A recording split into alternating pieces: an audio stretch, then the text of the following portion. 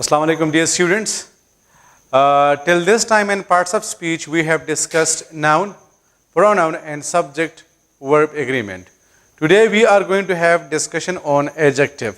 Adjective भी आप लोग के ईटा पॉइंट ऑफ व्यू से एक बहुत ज़्यादा important topic है.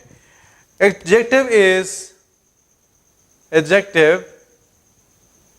is a word that talks about quantity,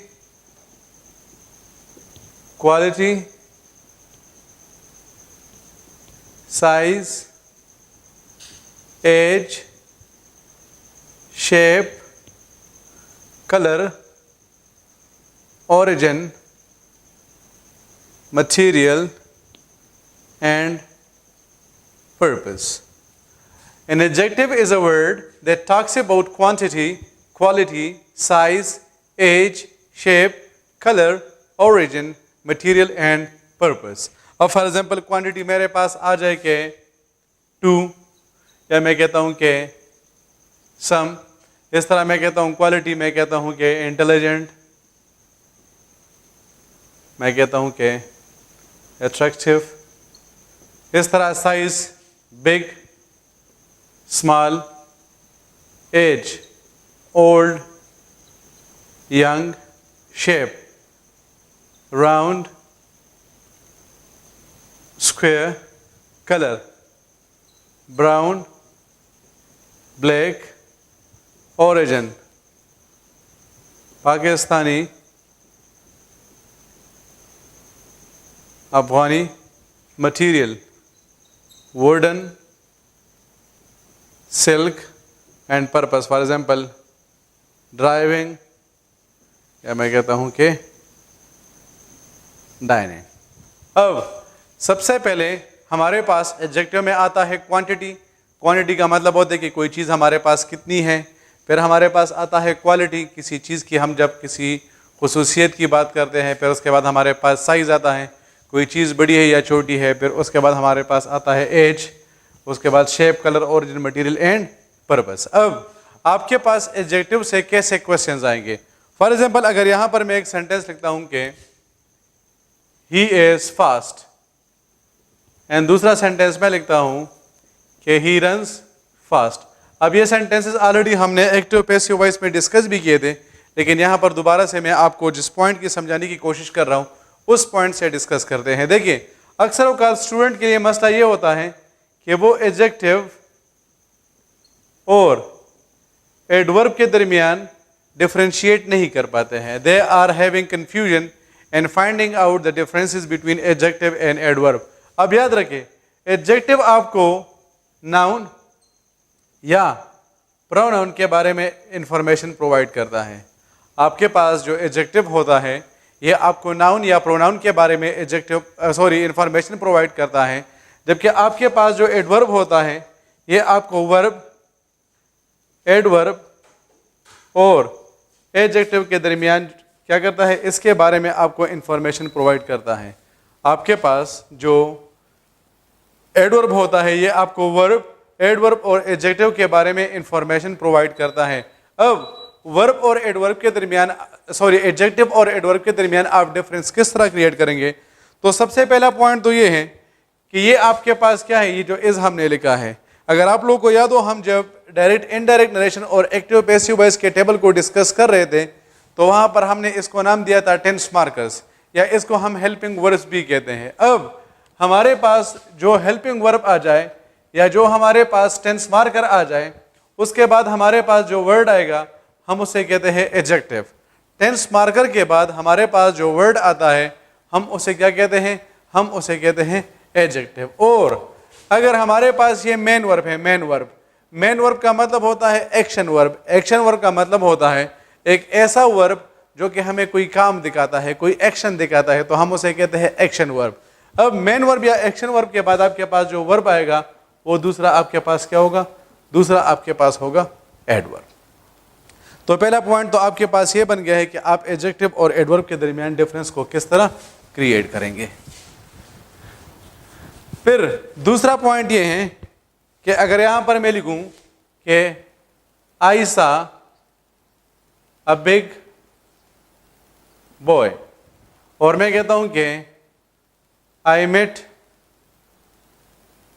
N Afghani student. I saw a big boy, and sentence number 2 is I met an Afghani student. अब यहाँ पर जो मैं जिस चीज़ की तरफ आपकी अटेंशन डाइवर्ट करना चाहता हूँ वो ये है कि आपसे कहा जाता है कि चूज़ द करेक्ट सेंटेंस, और अक्सर औकात स्टूडेंट जो है वो इसमें ये मिस्टेक भी फाइंड आउट नहीं कर पाते हैं कि इस सेंटेंस में हमारे पास क्या गलती है। तो याद रखें, ये जो आपके पास सेंटेंस है ये गलत है। क्यों?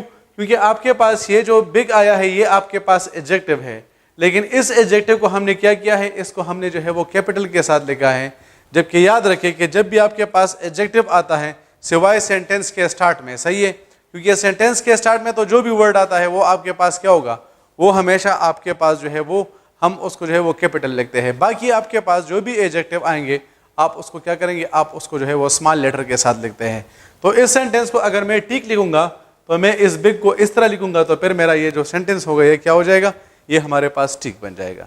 फिर दूसरा जो हमारे पास इंपॉर्टेंट पॉइंट है, that is I met an Afghani student. Now whether this sentence is correct or incorrect. अब याद रखें, आपके पास ये जो अफगानी है इसका ये जो ए होना चाहिए ये हमारे पास कैपिटल होना चाहिए, जबकि हमने इसको क्या किया है, हमने इसको स्मॉल लिखा है। अब आपके जहन में डिफरेंटली ये क्वेश्चन आएगा कि सर आपने तो अभी हमसे कह दिया है कि हमारे पास जो एडजेक्टिव्स आते हैं हम उसको जो है वो स्मॉल लेटर के साथ लिखते हैं, लेकिन याद रखें आपके पास सिर्फ और सिर्फ ये जो प्रॉपर एडजेक्टिव है या एडजेक्टिव ऑफ ओरिजिन, इसको हम क्या कहते हैं, इसको हम प्रॉपर एडजेक्टिव भी कहते हैं। तो आपके पास जो प्रॉपर एडजेक्टिव आएगा, याद रखें आप हमेशा इसको कैपिटल लेटर के साथ लिखेंगे। Listen, this point is very much important. आपके पास जो प्रॉपर एडजेक्टिव आएगा आप हमेशा इसको जो है वो कैपिटल लेटर के साथ लिखेंगे। और इसको वैसे हम प्रॉपर एडजेक्टिव इस वजह से कहते हैं क्योंकि हम हमेशा इसको क्या करते हैं, प्रॉपर नाउन से बनाते हैं। पाकिस्तान से बन गया है पाकिस्तानी, पिशावर से बन जाता है पिशावरी, इसी तरह ईरान से बन जाता है ईरानियन, और अमेरिका से बन जाता है अमेरिकन, इंडिया से बन जाता है इंडियन, इसी तरह स्कॉट से बन जाता है स्कॉटिश, सही है, चाइना से बन जाता है चाइनीज़। तो याद रखें कि जितने भी आपके पास प्रॉपर एडजेक्टिव्स आएंगे आप हमेशा इसको कैपिटल लेटर के साथ लिखेंगे। तो दूसरा आपको जो इम्पोर्टेंट पॉइंट मिल गया है वो ये है कि आपके पास जो एडजेक्टिव्स होते हैं वो आप उसको स्मॉल लेटर के साथ लिखते हैं। The only exception in this regard is proper adjective, कि आपके पास जो प्रॉपर एडजेक्टिव होता है आप इसको कैपिटल लेटर के साथ लिखते हैं। Then the next point is कि यहाँ पर हमारे पास जो नेक्स्ट पॉइंट है वो क्या है, ये adjective of purpose. Adjective of purpose, अगर यहाँ पर मैं लिखूँ कि he is dining on the dining table, he is dining on the dining table. और लेट सपोज आपको यहाँ पर ये वर्ड डाइनिंग अंडरलाइन करके मिला है, जबकि ये जो वर्ड डाइनिंग है ये भी आपको अंडरलाइन करके मिला है, और वो आपसे ये पूछते हैं कि ये हमारे पास जो है वो कौन सा पार्ट्स ऑफ स्पीच है। और इस तरह नेक्स्ट सेंटेंस आपके पास आ जाए कि dining is a part of life, यानी डाइनिंग कहते खाना खाने को, सही है, और यहाँ पर ये वर्ड डाइनिंग आपको अंडरलाइन करके दिया गया हो। अब एक ही वर्ड है, तीन जगहों पर इसके तीन मुख्तलिफ पार्ट्स होंगे, तो इसको बड़े गौर के साथ सुने। ये देखिए क्या आया है, ING वर्ड आया है। ING वर्ड का मतलब ये कि इस वर्ड के एंड में ING आया है, और कहाँ पर यूज हुआ है, सेंटेंस के स्टार्ट में। अगर कोई वर्ड सेंटेंस के स्टार्ट में आ जाए जिसके एंड में ING आ रहा है तो उस वर्ड को आप क्या कहते हैं, आप उसको कहते हैं जेरंड। वैसे जेरंड को हम, ये हमारे पास क्या होता है, नाउन होता है। यानी ये जो वर्ड आपके पास सेंटेंस के स्टार्ट में आया है और इसके एंड में ING आया है तो ये आपके पास नाउन है, और ये नाउन में एक ख़ास किस्म है जिसको हम कहते हैं जेरंड। तो ये हमारे पास क्या है, ये हमारे पास है जेरंड।